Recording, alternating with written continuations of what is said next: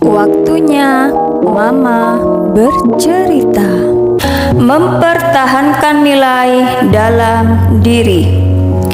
Pada suatu ketika, Lin Qingshuan, seorang penulis ternama dari Taiwan, Cina, bertamu ke rumah temannya, Li Ao. Ia terkejut ketika melihat Li Ao membingkai semua cek honor naskah dan menggantungnya di dinding. Semua cek itu tidak pernah dicairkan. Lin Qingshuan menanyakan alasan Li Ao mengapa demikian. Li Ao menjawab, "Cek honor yang kalian berikan untuk setiap naskah yang kutulis itu jauh di bawah nilai karya tulisku." Tidak hanya hal ini saja yang unik, juga seorang pelukis muda yang menjual karya lukisnya di tepi jalan. Ada satu orang asing yang tertarik dengan lukisannya dan menanyakan harga lukisan tersebut. Pelukis muda itu tanpa ragu menjawab harganya $500. Orang asing itu merasa harga tersebut sedikit mahal, lalu mencoba menawarnya dengan berkata, "Bisa murah sedikit?" Pelukis muda itu menjawab, "Tidak bisa," sambil merobek lukisan itu. Orang asing itu sangat terkejut dan berkata, "Anak muda, kenapa kau merobeknya? Sayang sekali. Jika tidak bisa dijual $500, dijual lebih murah juga boleh kan? Kau marah ya?" "Tuan, saya tidak marah. Lukisan ini kuhargai $500 karena aku merasa dia pantas dihargai dengan nilai demikian. Jika Anda menawar harga denganku, itu menandakan lukisan ini tidak cukup bagus di mata Anda. Ini tidak pantas dihargai demikian. Jadi aku harus terus berusaha untuk bisa membuat karya yang lebih baik lagi berikutnya, hingga pelangganku mengakui hasil karyaku," jawab pelukis muda itu dengan ekspresi wajah yang tenang. Beginilah akhir dari dua cerita di atas. Setelah itu, Lin Qingshuan merincikan semua nilai dari cek yang tidak dicairkan oleh Li Ao, lalu melaporkan hal ini pada bosnya di kantor surat kabar.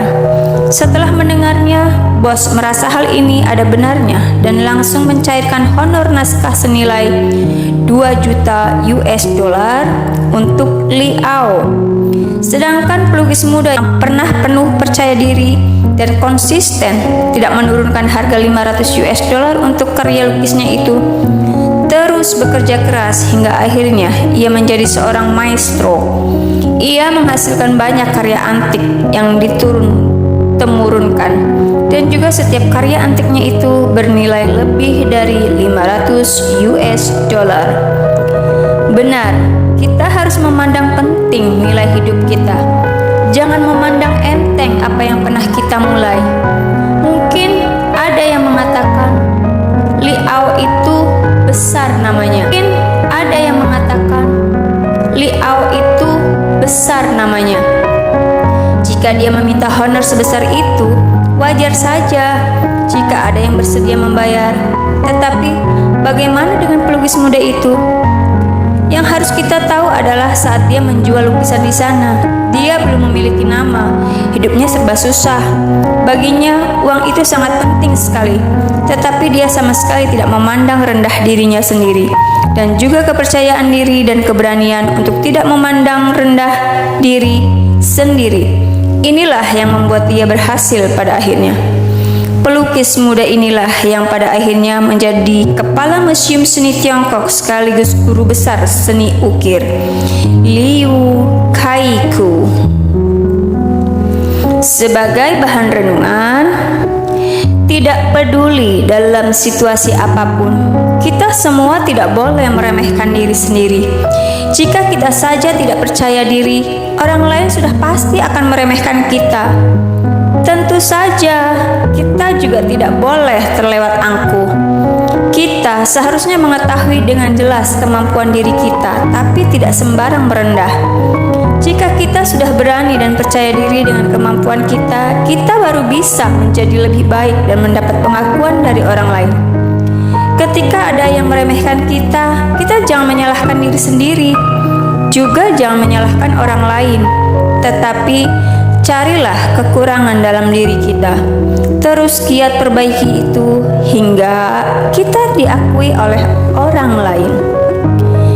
Cerita diambil dari buku Sebenarnya Saya Sangat Hebat.